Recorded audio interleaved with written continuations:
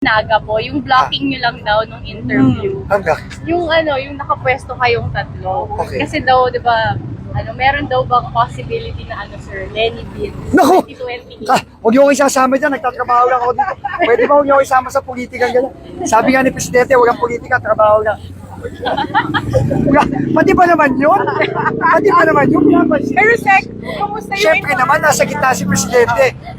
Ayun naman. Pero Sek, kumusta yung infrastructure sa Naga? Ano yung naging assessment nyo doon? Hindi, ang kailangan talagang ayusin sa Naga yung dredging natin and cleaning up of the waterways kasi grabing bahay ng Naga talaga. So, ang commitment natin kay DP Lenny, kay Mayor Lenny is yung mga equipment na nandun na sa Naga ngayon for kontrabaha, that will stay na. Hindi na aalis yun doon. And bibigyan na lang ng bagong equipment ang DPWH for the other provinces ng region. Kasi sa Bicol region talaga, ang Naga and Camsor talaga ang binabahan ng todo. Kasi lahat ng tubig from other provinces doon pumupunta.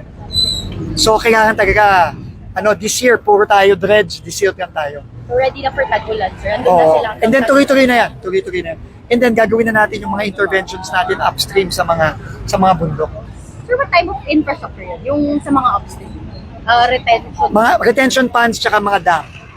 Yun ang kailangan. Pero matagal gawin yun eh. So, tsaka wala tayong pondo ngayon. So ngayon, dredging, desilting muna tayo. Thank you.